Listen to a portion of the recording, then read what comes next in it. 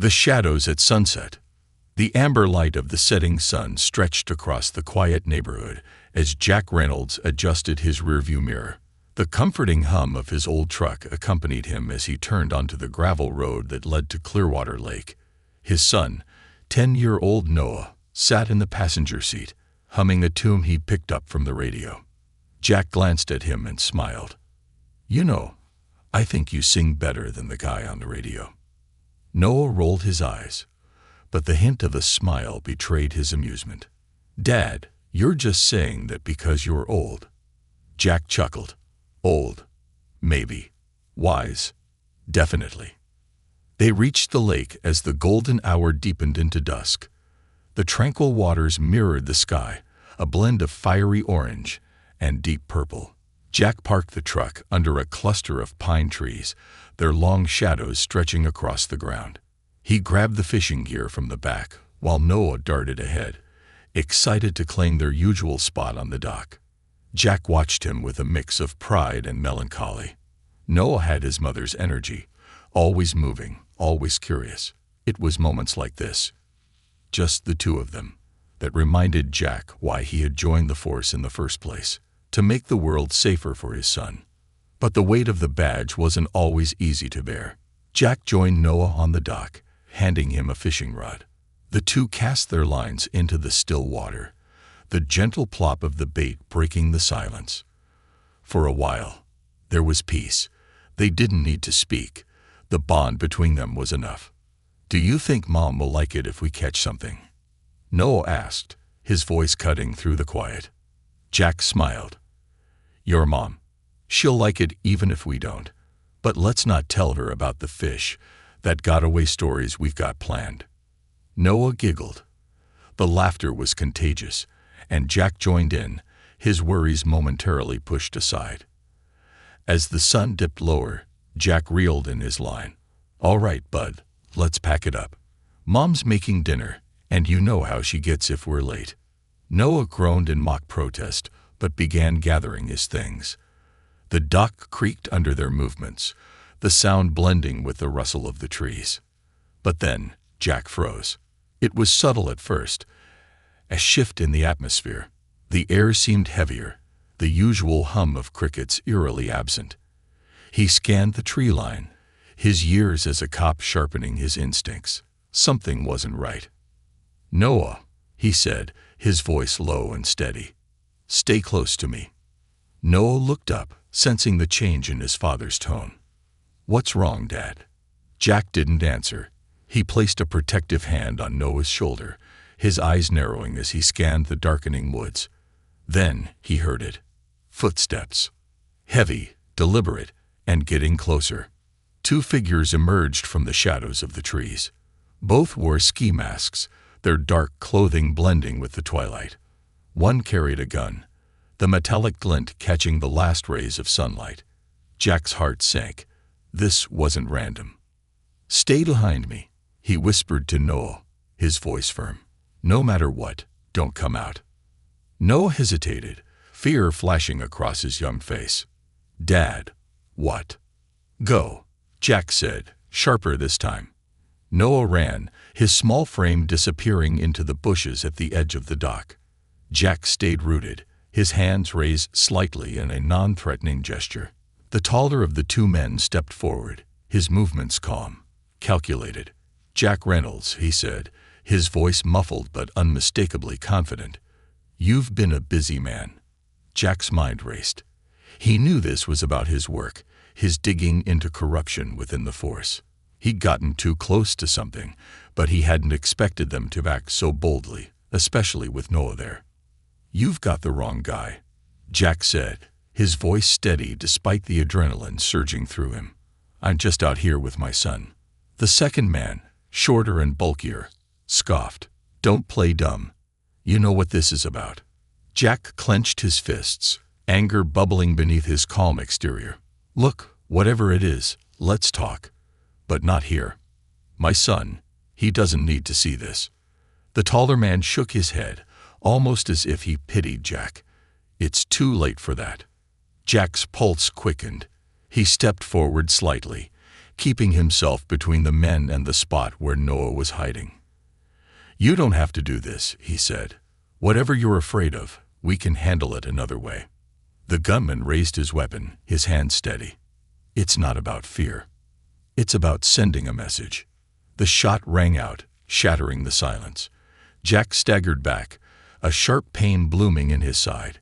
He fell to his knees, clutching the wound as blood seeped through his shirt. Hidden in the bushes, Noah clamped his hands over his mouth to stifle a scream. His small body trembled as he watched his father collapse. Jack struggled to stay upright, his breaths shallow and ragged. His vision blurred, but he forced himself to look at the masked men. "You'll regret this," he rasped. The taller man stepped closer, pulling off his mask. Jack's eyes widened as recognition dawned. "You," he whispered, but his voice was barely audible. The man smirked. "You should have stayed out of it, Reynolds." 2 more shots echoed through the evening air, and Jack fell lifeless to the dock. Noah's world shattered. He wanted to run to his father, to scream, to do something, but fear held him in place. Tears streamed down his face as he watched the men retreat, their silhouettes disappearing into the woods. When the forest was silent again, Noah crawled out from his hiding spot. His knees scraped against the rough ground, but he didn't care. He stumbled to his father's side, shaking him desperately. "Dad," he whispered, his voice cracking. "Please, wake up." But Jack didn't move. The warmth in his eyes, the strength in his voice, it was all gone. Noah collapsed beside him, sobbing into the night. The boy who had come to the lake full of life and laughter left it broken, his innocence stolen. As he sat beside his father's body, a dark determination took root in his heart. One day, he would find the men who did this. One day, he would make them pay. The ghost of the past. The alarm clock buzzed incessantly, jolting Noah Reynolds from a restless sleep. He slapped it off and sat on the edge of his bed, running a hand through his sweat-dampened hair. His heart was racing, the remnants of another nightmare lingering in the shadows of his mind. He didn't need to look at the clock to know it was too early. Those dreams always came before dawn. It had been 20 years since that night by the lake, but time hadn't dulled the pain or blurred the memories. His father's face, the gunshots, the sound of his own muffled sobs in the bushes, all of it haunted him, a cruel reel on repeat. He had been 10 years old, powerless, and terrified. Now at 30, he was neither. Noah stood and stretched, his muscles tense from the hours spent tossing and turning. He glanced at the bedside table where a faded photograph sat in a cracked frame. It was a picture of him and his father, smiling, standing in front of their house. Jack's arm was draped around Noah's shoulders, his grin wide and full of life. "Morning, Dad," Noah muttered under his breath, his voice hoarse. He headed to the kitchen, the creak of the floorboards and hum of the refrigerator, the only sounds in the quiet apartment. The smell of stale coffee greeted him as he poured what remained into a cup and took a long sip, wincing at the bitterness. His eyes drifted to the wall above the kitchen table.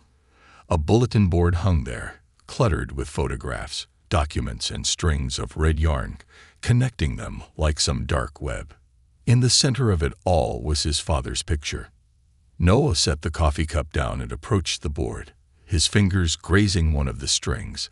For years, he'd built his life around unraveling the mystery of his father's death. Officially, the case was closed, a botched robbery by unidentified assailants. But Noah knew better. He had seen their precision, their cold professionalism. His father's death wasn't random. It was an execution. And now, after 2 decades, he was finally starting to piece it together. Noah arrived at the FBI field office just as the sun broke over the horizon. The building was alive with activity, agents bustling about with coffee cups in hand and folders tucked under their arms. The sharp scent of paperwork and stress filled the air. Noah blended into the chaos, his expression steely as he made his way to his desk. His partner, Lisa Moreno, was already there, leaning against his desk with a folder in her hand. She looked up and raised an eyebrow. "You look like hell." "Thanks for the pep talk," Noah replied dryly, dropping into his chair. "What's up?" Lisa handed him the folder. New lead on the Carter case.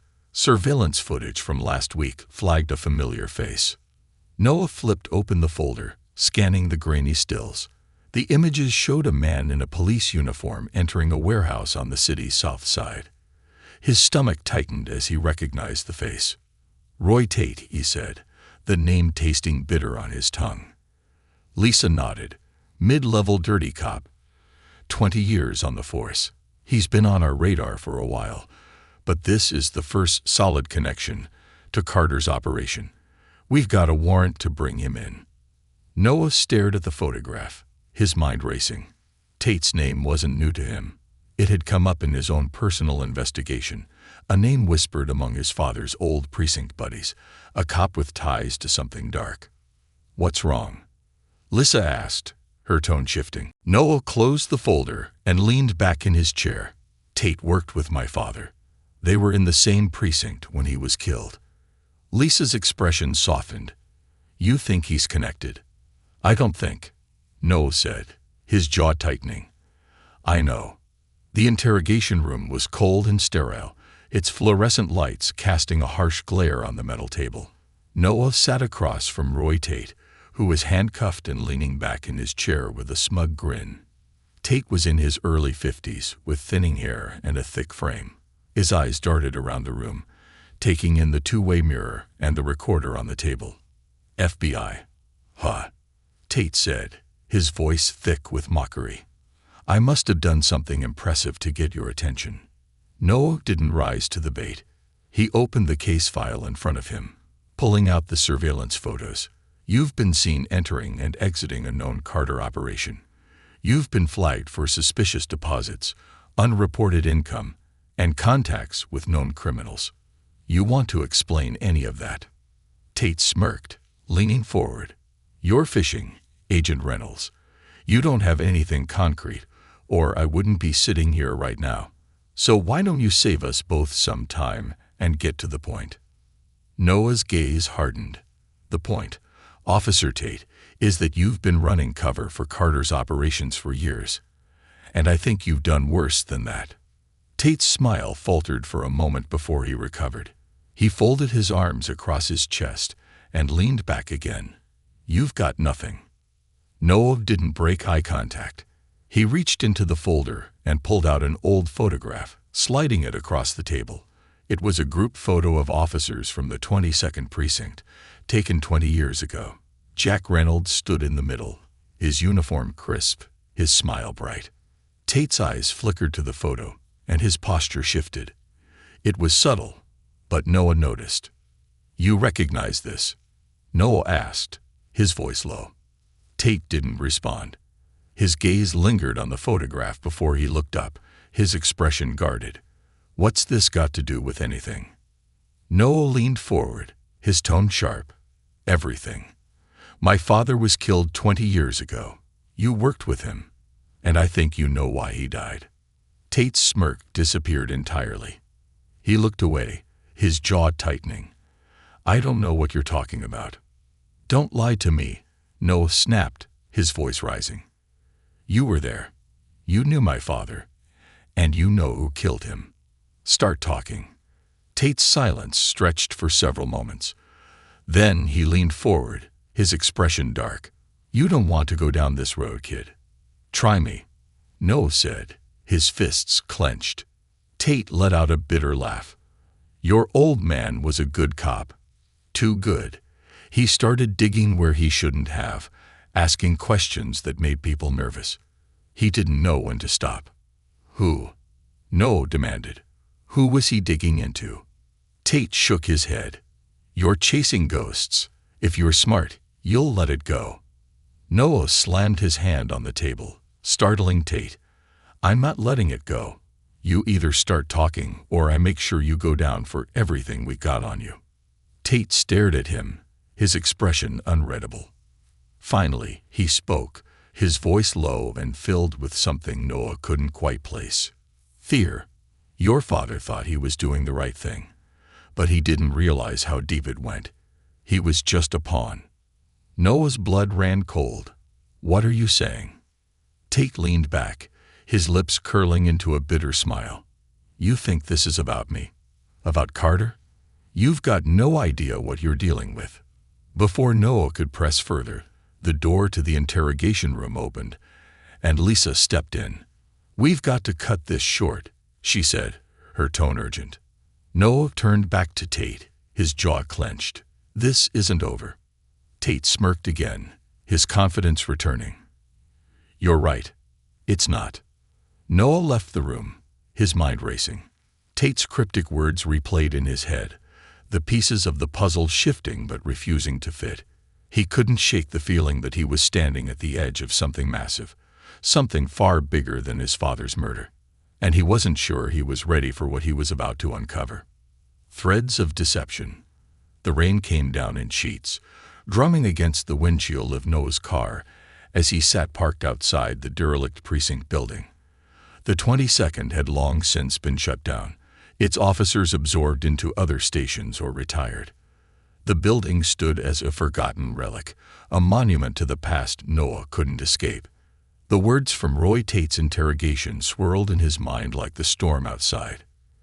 He didn't realize how deep it went. He was just a pawn. What had his father stumbled upon? And why had it cost him his life? Noah adjusted the collar of his coat and stepped out into the rain, the chill biting through his clothes. He approached the building, its once pristine brick facade now cracked and overgrown with vines. His keycard still worked, the system never updated after the precinct closed. A low beep echoed as the door unlocked, and Noah stepped inside. The air was stale, the faint smell of mildew mingling with dust.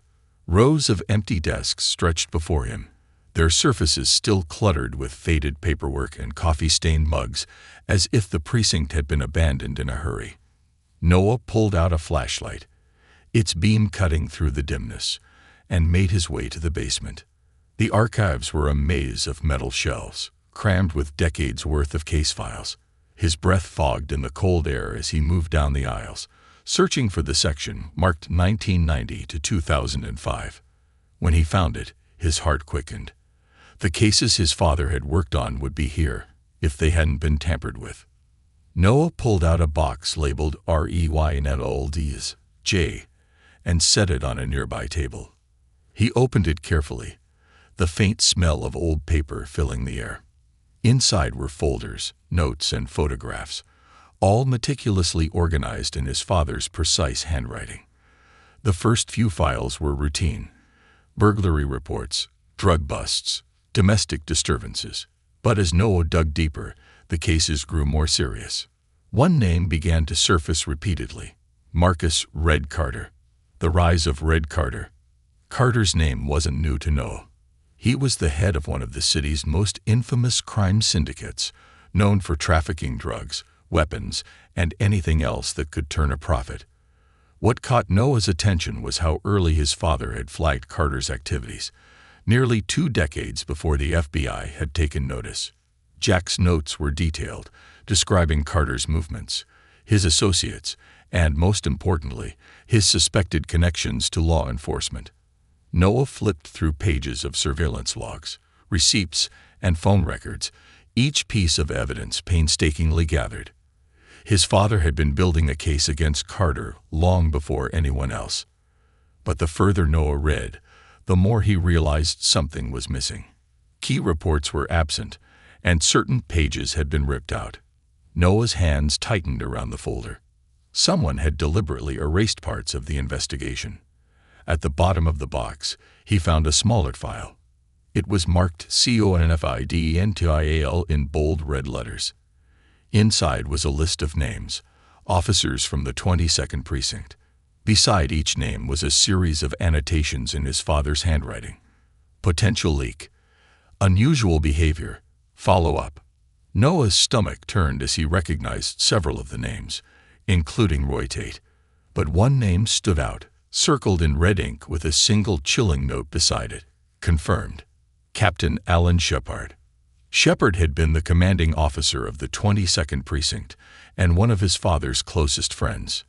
Noah remembered him well, a larger-than-life figure who had attended Jack's funeral, offering hollow condolences to a grieving widow and her son. Had Shepard betrayed his father? Confrontation and betrayal.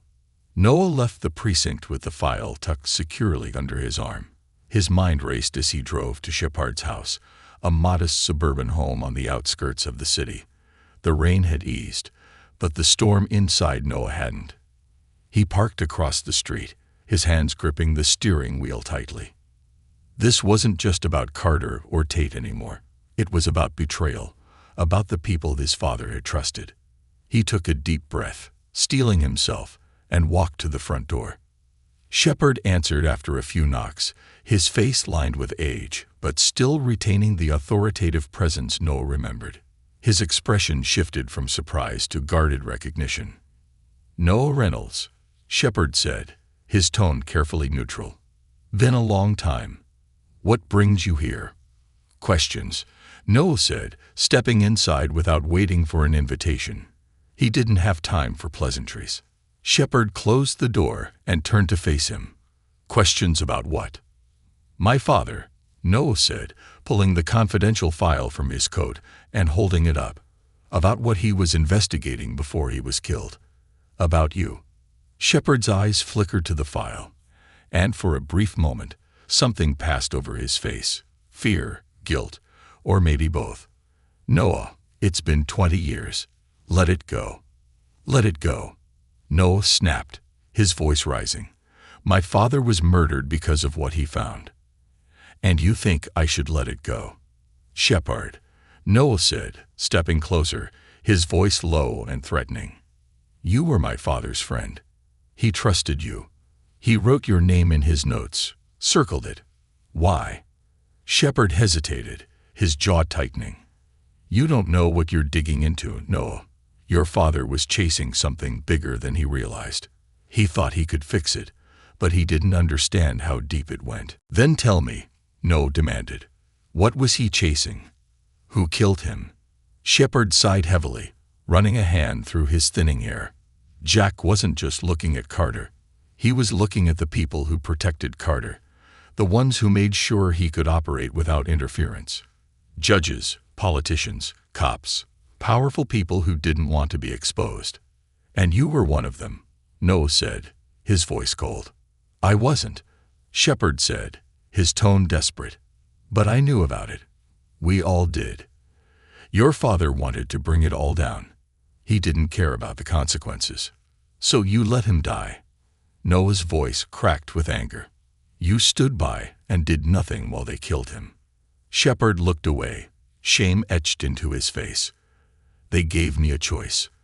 Either I kept quiet, or I ended up like Jack." Noah's hands clenched into fists. "You betrayed him." "I didn't pull the trigger," Shepard said, his voice rising. "But yes, I stayed quiet, and it's haunted me every day since." Noah stared at him, his mind racing. The man who had been like an uncle to him had been complicit in his father's death. The warning. Before Noah could respond, Shepard stepped closer, his expression serious. "If you keep digging, they'll come for you too. The people who killed your father are still out there, and they won't hesitate to protect themselves." "I'm not scared of them," Noah said, his voice firm. "You should be," Shepard said. "They don't leave loose ends." Noah turned to leave, his chest tight with anger and betrayal. But before he stepped out the door, Shepard called after him. "Noah," he said, his voice heavy with regret. "I didn't protect your father, but maybe I can protect you. Walk away. It's not worth your life." Noah didn't respond. He walked out into the rain, the file clutched in his hand. His father had died because he refused to walk away. And now, Noah wouldn't either. The edge of the abyss. The engine of Noah's car growled as he sped through the rain-slicked streets, the wipers barely keeping up with the downpour. His mind was a storm of its own, swirling with Shepard's words and the betrayal they represented. Your father thought he could fix it. He didn't realize how deep it went. The file sat on the passenger seat, taunting him with its implications. His father hadn't just been a cop. He'd been a man willing to go against an entire system to expose the rot within. And it had cost him everything. Noah tightened his grip on the wheel. He wouldn't let that sacrifice go in vain. He wasn't headed home. He was headed to the one place where he might find answers. An abandoned warehouse on the edge of the city. It was a known hub for Carter's operation, one that had recently gone quiet. Too quiet. If there was still activity there, it could be the break he needed. The warehouse. The warehouse loomed in the darkness, its massive frame silhouetted against the stormy sky. Noah parked a block away, careful to avoid drawing attention, and approached on foot. The rain masked his footsteps, the sound of water dripping from rusted gutters blending with the faint hum of the nearby highway. The perimeter was dark, but the faint glow of light from one of the windows caught Noah's eye. He moved closer, his heart pounding. Peering through a crack in the boarded-up window, he saw 3 men huddled around a table, their faces partially obscured by shadows. On the table lay bundles of cash, bags of what looked like drugs, and several unmarked weapons. Noah's stomach tightened. This wasn't just a dead drop. This was an operational hub. If he could get inside and gather evidence, it might be enough to link Carter's operation to the corrupt cops his father had been investigating. But he had to move carefully. These weren't street-level thugs. They were professionals, and any wrong move could cost him his life. The discovery. Noah circled the building, looking for a way in. He found a rusted door near the back, slightly ajar. He slipped inside, his flashlight off to avoid detection. The air was thick with the smell of damp concrete and motor oil. Moving silently, he followed the faint sounds of voices, staying close to the shadows. The men were still at the table, too engrossed in their discussion to notice him. As he edged closer, he spotted a side room with a door slightly open. Inside, rows of filing cabinets lined the walls. Noah's heart leaped. If these held records, they could be a goldmine of evidence. He slipped into the room and carefully closed the door behind him. The faint sound of the men talking in the next room kept him on edge as he began rifling through the drawers. Most of the files were mundane, shipping manifests, fake invoices, but one drawer was locked. Noah pulled a small utility tool from his pocket, his fingers working quickly. The lock clicked open, and inside, he found a stack of documents marked with Carter's name. Among them was something that made his breath catch, a ledger detailing payments to various individuals. Beside each payment was a name or identifier. Noah scanned the list, his pulse quickening as he recognized several names from his father's notes. But one name made his blood run cold. Captain Shepard, retainer. Shepard had lied. He wasn't just complicit. He had been on Carter's payroll. Noah stuffed the documents into his jacket and was about to leave when a sound froze him in place. A door creaking open. The ambush. Noah ducked behind a cabinet, just as a flashlight beam swept across the room. Heavy footsteps echoed off the concrete floor, the sound of a gun being cocked sending a chill down his spine. "Who's in here?" A deep voice growled. "I heard something." Noah's mind raced. He couldn't afford to be caught. Not here. Not now. He glanced around, spotting a metal pipe leaning against the wall. Carefully, he picked it up, his movements slow and deliberate. The footsteps grew louder, closer. The man stopped just a few feet from Noah's hiding spot, his flashlight aimed at the cabinets. In one swift motion, Noah lunged, swinging the pipe with all his strength. The impact was loud and sickening, the man crumpling to the ground before he could react. Noah grabbed the man's gun, checking the chamber to make sure it was loaded. He wasn't a killer, but he wasn't going to be caught unarmed either. The noise had drawn attention. He could hear the other 2 men shouting, their footsteps pounding toward the room. Noah slipped out through the opposite door, his heart hammering in his chest. The chase. The warehouse had become a maze, every turn feeling like a dead end as Noah tried to stay ahead of the men pursuing him. He could hear their shouts, their heavy boots echoing off the walls. He ducked into a storage room, pressing himself against the wall as the men ran past. For a moment, the only sound was his own labored breathing. Then his phone buzzed in his pocket. The vibration was faint but loud enough to draw attention. Noah cursed under his breath as one of the men doubled back, his flashlight sweeping the room. Noah didn't wait. He bolted, his feet pounding against the concrete as the man shouted behind him. He burst through a side door and into the rain, his lungs burning as he sprinted toward his car. Gunshots rang out, the bullets striking the ground near his feet. Noah zigzagged, the adrenaline surging through his veins as he reached the car. He dove inside, slamming the door shut as a bullet shattered the rear window. The tires screeched as he sped away, the men's shouts fading into the distance. His hands trembled on the wheel, his chest heaving as he tried to catch his breath. The warning. Noah didn't go home. Instead, he drove to a secure location, a storage unit he had rented months ago, just in case. Inside, he spread the stolen documents across a metal table, his eyes scanning the information with urgency. The ledger was damning, detailing years of payments to police officers, judges, and politicians. It wasn't just Shepard. The corruption ran deep, touching every level of the city's power structure. But it wasn't just names and numbers. There were addresses, meeting logs, and even surveillance photos. One photo in particular made Noah's blood run cold. It showed his father, standing outside a diner, talking to a man whose face was circled in red ink. The man was Marcus Carter. Noah's hands clenched into fists. His father hadn't just been investigating Carter. He had been meeting with him. Why? Was it a deal? A setup? The questions churned in Noah's mind, each one more troubling than the last. Before he could dwell further, his phone buzzed again. This time, it was a text from an unknown number. "You're in over your head. Walk away, or you'll end up like your father." Noah stared at the message, his jaw tightening. Whoever sent it knew exactly what he was doing, and they were watching. He deleted the message and turned off his phone. He wasn't walking away. Not now. Not ever. Noah stared at the message on his phone, his grip tightening until his knuckles whitened. "Walk away, or you'll end up like your father." The words burned into his mind, a cruel echo of the warning Shepard had given him. He could feel the weight of unseen eyes, the looming threat of forces far more powerful than he'd anticipated. But Noah wasn't a 10-year-old boy hiding in the bushes anymore. He had tools, training, and a lifetime of anger driving him forward. He wasn't going to walk away.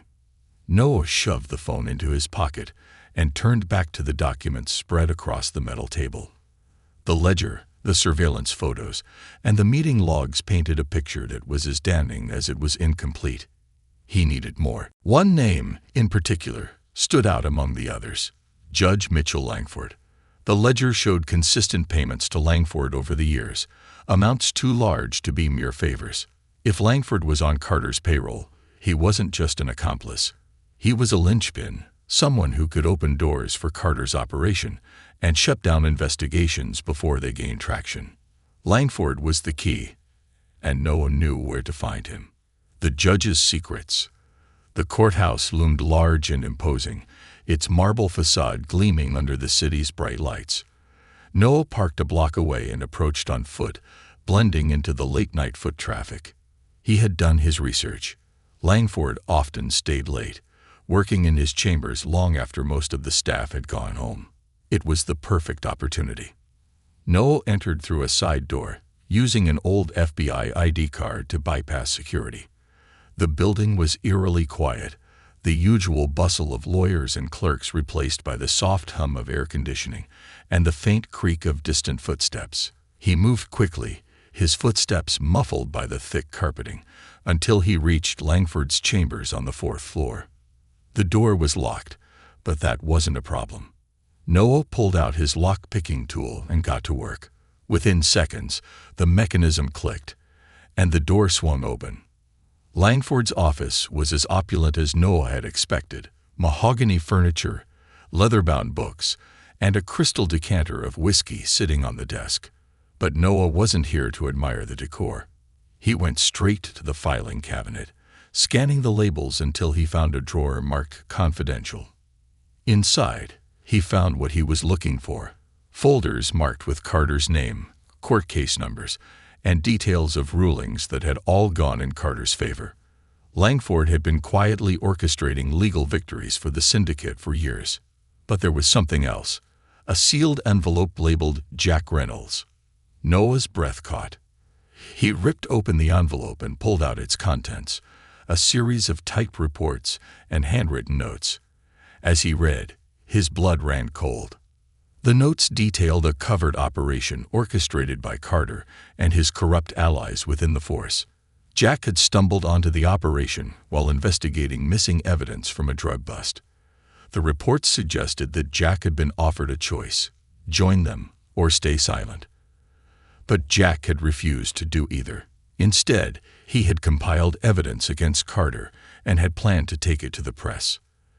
The operation was labeled Clean Sweep, a cold euphemism for eliminating threats. Jack's name was at the top of the list. A narrow escape.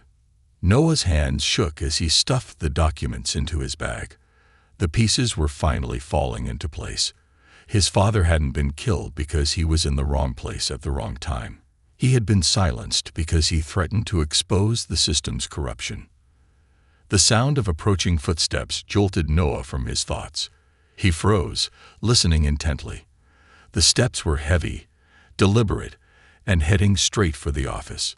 He extinguished the desk lamp and slipped behind a bookshelf, his pulse pounding in his ears. The door creaked open, and a flashlight beam cut through the darkness. "Langford," a deep voice called.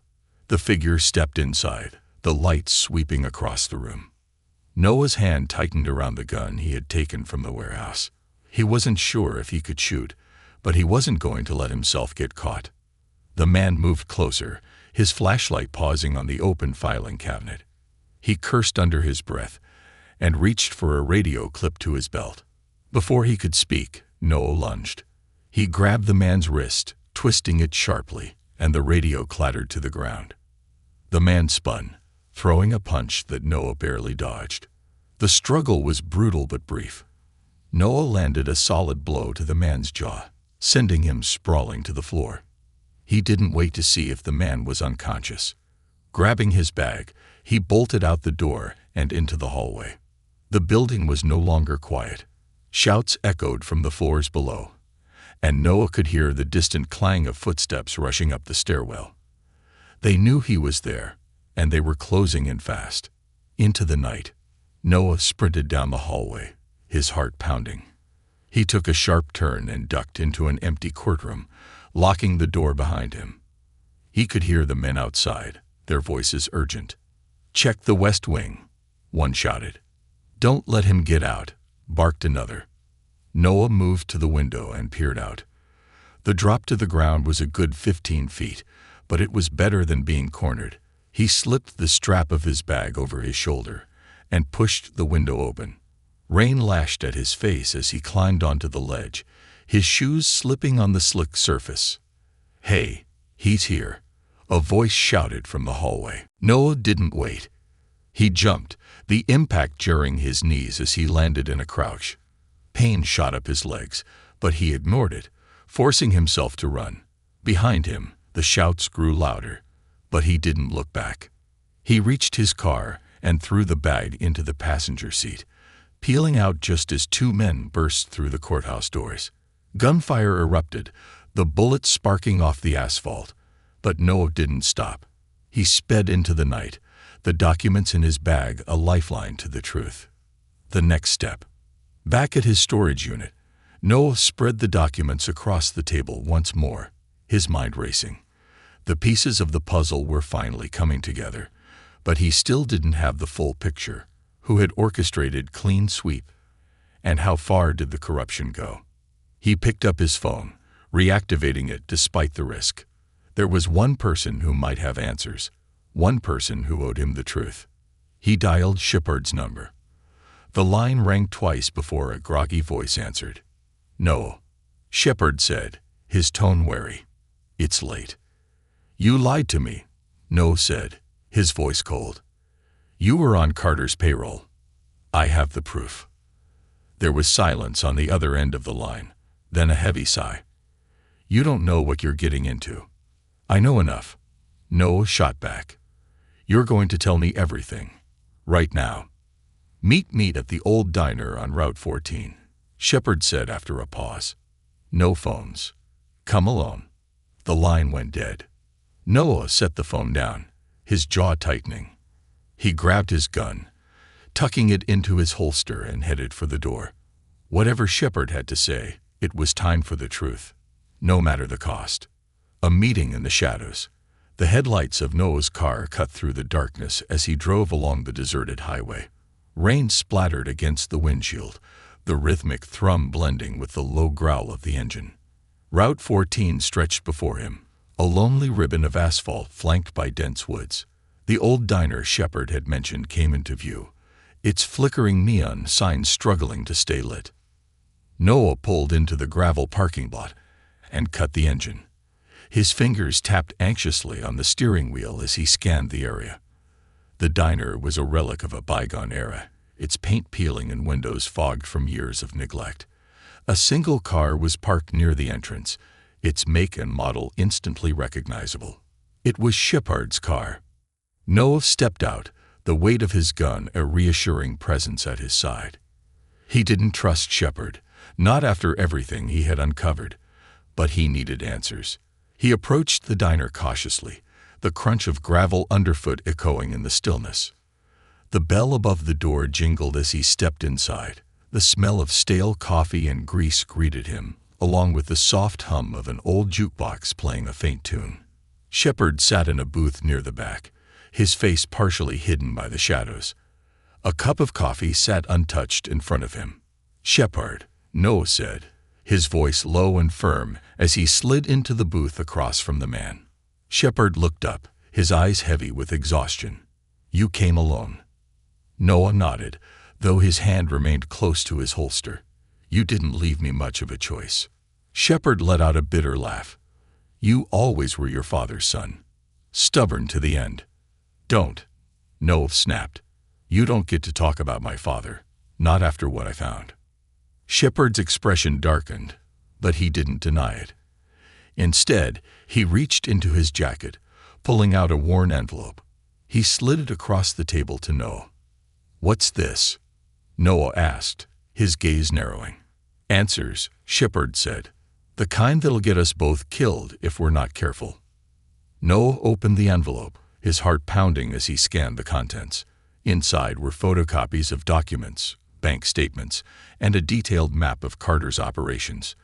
But it was the final page that made his blood run cold, a list of names, each one marked with a date, and a single chilling word: eliminated. Jack Reynolds' name was at the top of the list. A dark revelation. "What is this?" Noah demanded, his voice barely above a whisper. Shepard sighed, his hands trembling slightly as he lit a cigarette. "It's the truth. Your father wasn't just digging into Carter's operation. He was digging into the people who protected it. Judges, politicians, even federal agents. They all had their hands in the pot." "And you?" Noah asked, his tone sharp. "What were you doing while my father was being hunted?" Shepard took a long drag from his cigarette, his eyes hollow. "I was trying to survive, kid. I warned your father to back off, to let it go. But Jack, he couldn't. He thought he could bring it all down on his own. And you let him die," Noah said, his anger boiling over. "You stood by it while they murdered him." Shepard's gaze met Noah's, the weight of his guilt evident.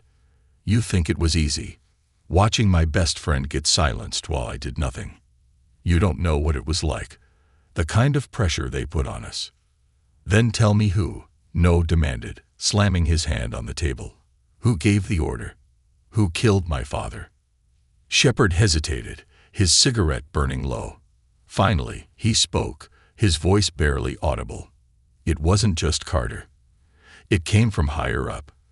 The people who built this system, who profit from it. The man who pulled the trigger that night. He was just a tool. The real power. You'll find it in the shadows.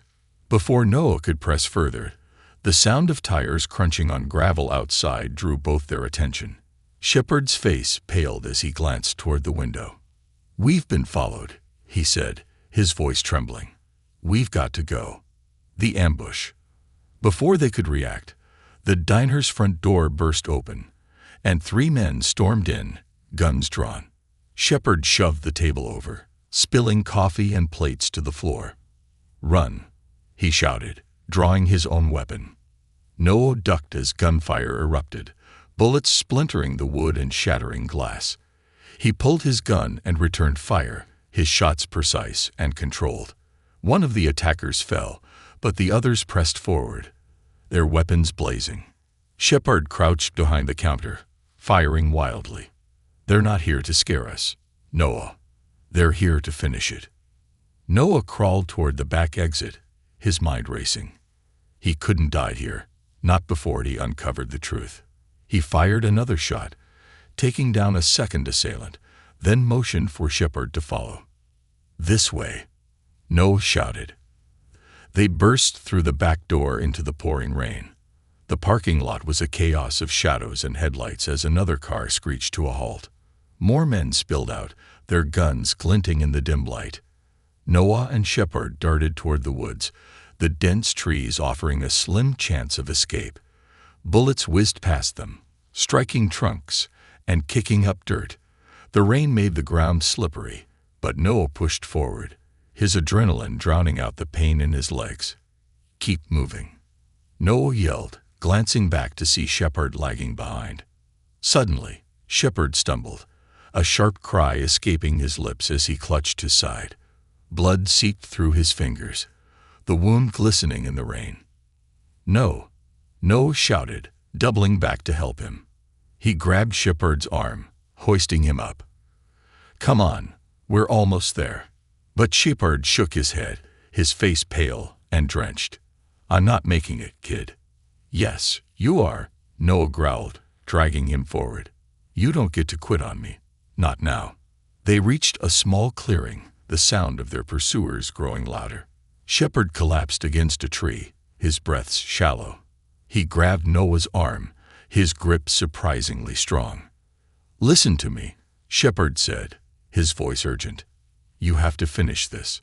Find the man pulling the strings, the one who gave the orders. His name is—" A gunshot rang out, cutting Shepard off mid-sentence.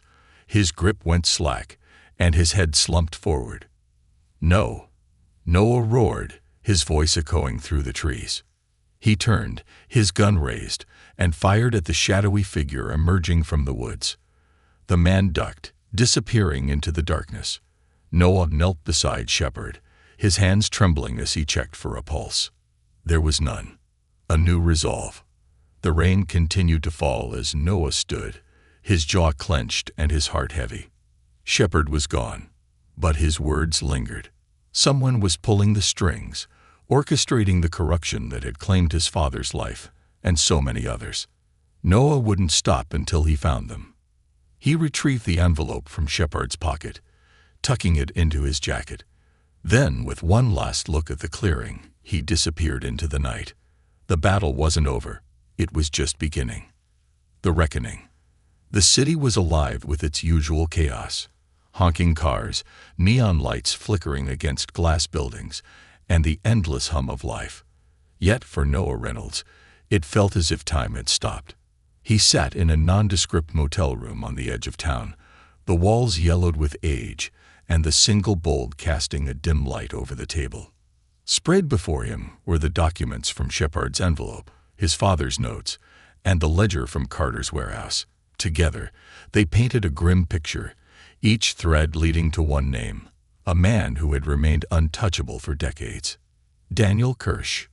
Kirsch was a billionaire philanthropist and a respected pillar of the community. On the surface, he funded schools, hospitals, and community centers. But beneath that polished veneer was a man who had built his empire on crime, leveraging connections in law enforcement, politics, and the judiciary to maintain his power. According to the documents, he had not only funded Marcus Carter's operation, but had also orchestrated the elimination of anyone who threatened his empire, including Jack Reynolds. Noah's hands tightened into fists as he stared at Kirsch's photo, clipped from a magazine. The man's face exuded confidence, his smile sharp and calculated. Kirsch had played God for too long, and Noah was about to bring him down. The final plan. Noah's plan was simple but dangerous. Kirsch had a charity gala scheduled that evening at the prestigious Arcadia Hotel, a gathering of the city's elite. Security would be tight, but Noah wasn't planning to walk in through the front door. He would use the chaos of the event to slip inside Kirsch's private suite, where he hoped to find the final piece of evidence to expose him. Noah loaded his gear carefully: a concealed handgun, a compact camera for capturing documents, and a secure drive for downloading files. He wore a black suit, blending in with the expected crowd, but his mind was sharp and focused on the mission ahead. As he stepped out of the motel and into the cold night air, the weight of the past 20 years bore down on him. He wasn't just avenging his father. He was fighting for every life that had been destroyed by Kirsch's greed and corruption. The Arcadia Hotel. The Arcadia was a glittering jewel in the city's skyline, its golden facade reflecting the lights of passing cars. Noah arrived just as the gala was in full swing. Guests in expensive gowns and tailored suits filed into the grand ballroom, their laughter and chatter muffled by the thick walls. Noah bypassed the main entrance, slipping into an alley that led to the service doors. His research had revealed a weakness in the hotel's security, a blind spot in the loading dock cameras. He used it to his advantage, entering unnoticed and making his way through the staff corridors.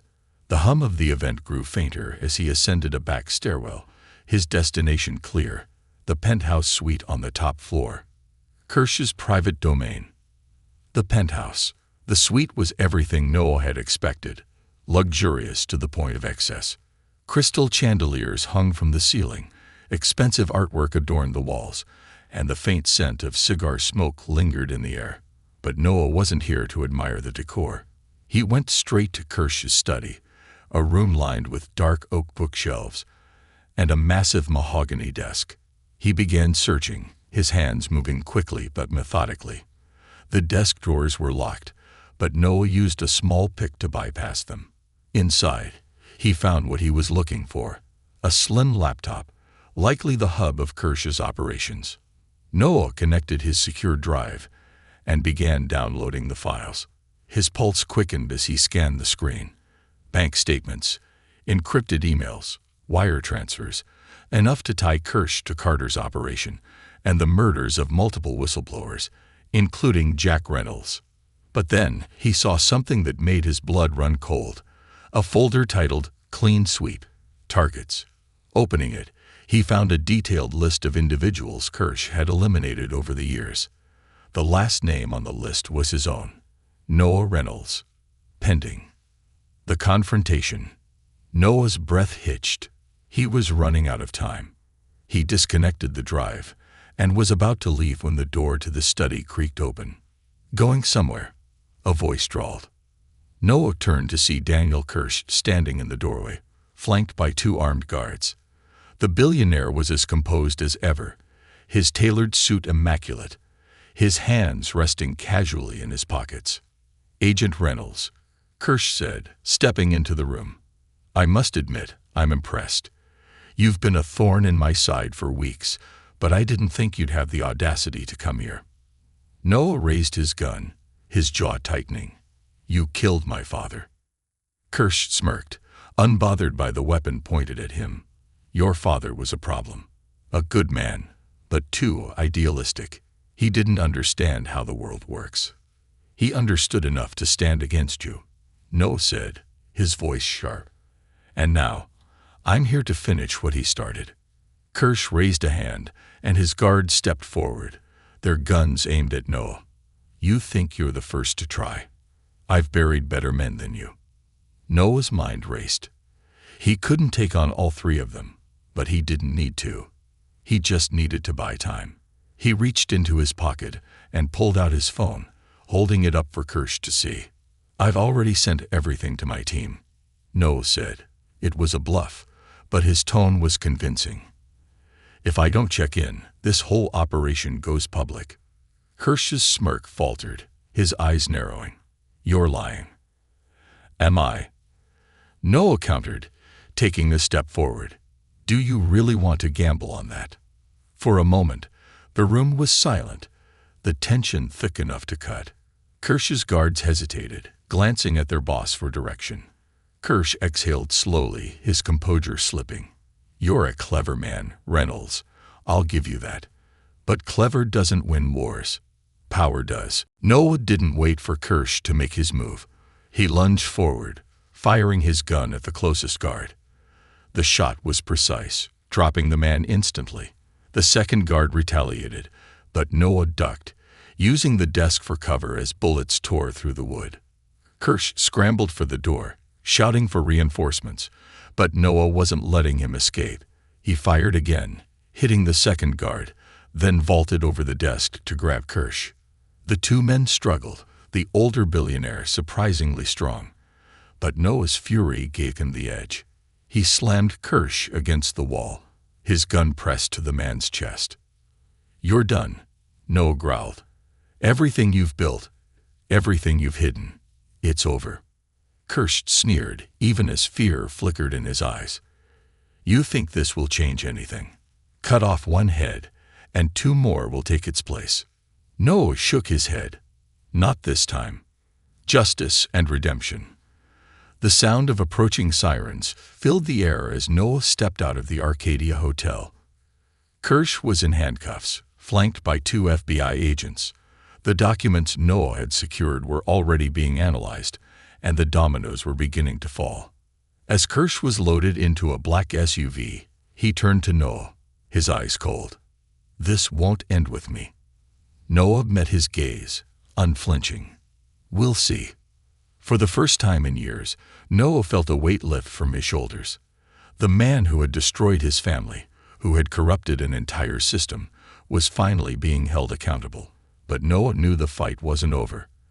There were still others like Kirsch, still shadows to chase. That night, he visited his father's grave. The rain had stopped, and the air was crisp and cool. Noah knelt, placing a single flower on the headstone. "I did it, Dad," he said softly. "I finished what you started." The wind whispered through the trees, and for the first time in 2 decades, Noah felt at peace.